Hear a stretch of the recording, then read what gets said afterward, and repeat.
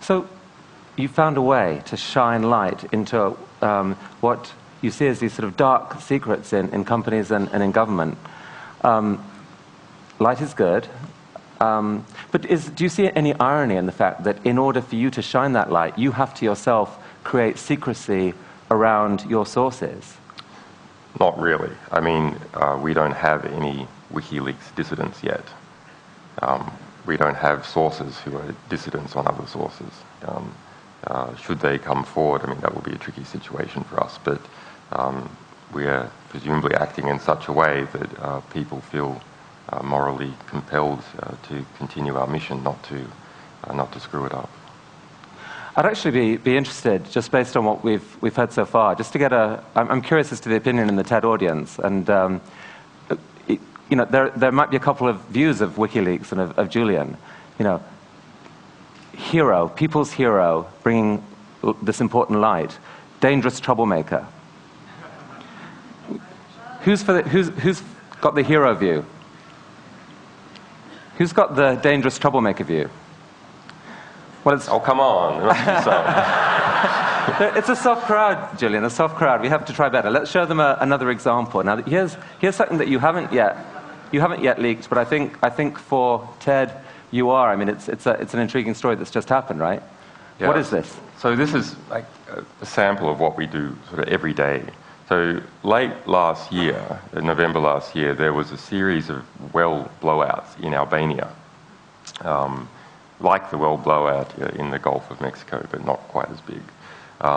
And we got a report, a sort of engineering analysis into what happened, saying that in fact security guards from some rival various competing oil firms had in fact parked trucks there and blown them up. And the Albanian part of the Albanian government was in this, etc., etc. And the engineering report had nothing on the top of it. So it was an extremely difficult document for us. We couldn't verify it because we didn't know who wrote it and knew what it was about. So we were kind of skeptical that maybe it was a competing oil firm just sort of playing the issue up.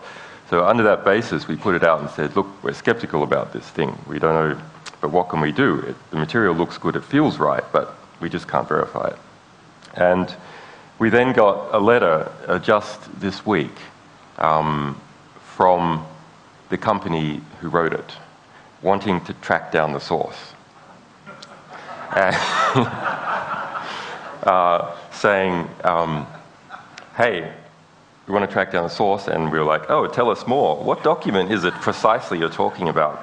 Can you show that you had legal authority over that document? Is it really yours? So they sent us this screenshot with the author in the like Microsoft Word ID.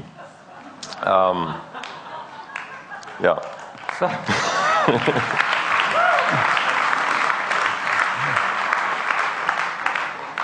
That's happened quite a lot, though. This is like one of our methods of identifying, verifying what material is to try and get these guys to write letters. Yeah. Have you had information from inside BP? Yeah, we have a lot, but I mean, at the moment, we are undergoing a sort of serious fundraising and engineering effort. So our publication rate is, over the past few months, has been sort of minimised while we're re-engineering our back systems for the phenomenal public interest that we have.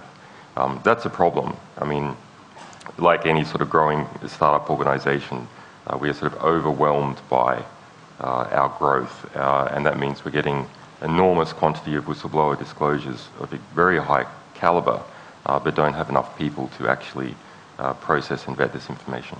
So that's the key bottleneck, basically journalistic volunteers and or the funding of journalistic salaries. Yep.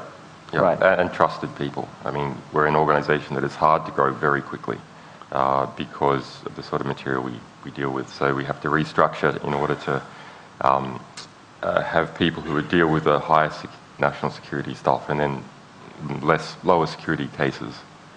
So help us understand a bit more about you personally and how you came to do this. And I think I read that as a kid, you went to 37 different schools. Can that be right? You know, my parents were in the movie business and then on the run from a cult. So the combination between the two. I mean, A psychologist might say that's a recipe for breeding paranoia. What, the movie business?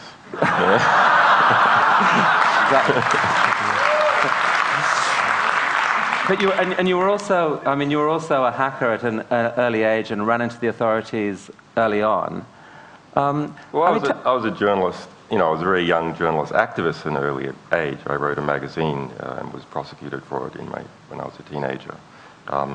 So you have to be careful with hacker. I mean, this is a method that can be deployed for various things. Unfortunately, at the moment, it's mostly deployed by the Russian mafia in order to steal your grandmother's bank accounts. So this phrase is not as nice as it used to be. Yeah, well, I certainly don't think you're stealing anyone's grandmother's bank account. But what about, I mean, your core values? Can you give us a sense of what they are and maybe some incident in your life that helped determine them? I'm not sure about the incident, but the core values, well, capable, generous men do not create victims, they nurture victims. And that's something from my father and something from other capable, generous men that has been in my life. Capable, generous men do not create victims, they nurture victims. Yeah, and, you know, I'm a combative person, so I'm not actually so big on the nurture, but some way, there is another way of nurturing victims, which is to police perpetrators of crime. And so that is something that has been in my character for a long time.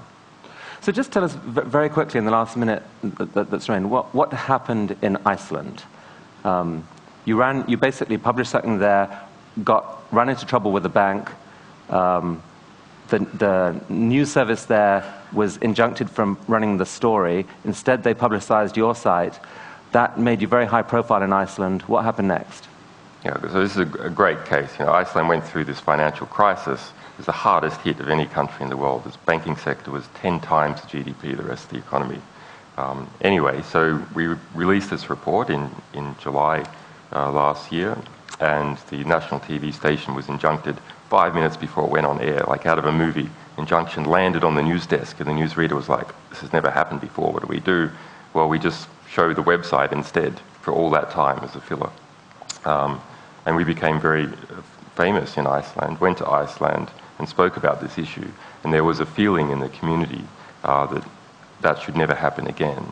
And as a result, working with Icelandic politicians and some other international legal experts, we put together a new sort of package of legislation for Iceland to sort of become an offshore haven for the free press, with the strongest journalistic protections in the world, with a new Nobel Prize for freedom of speech.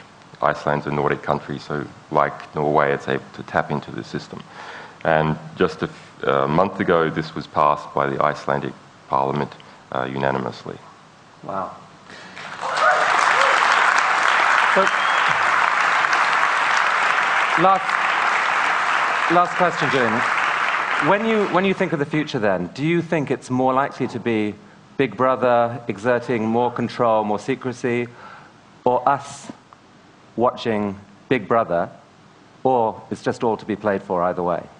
I'm not sure which way it's going to go. I mean, there's enormous pressures to harmonize freedom of speech legislation and transparency legislation around the world, within the EU, between China, the United States.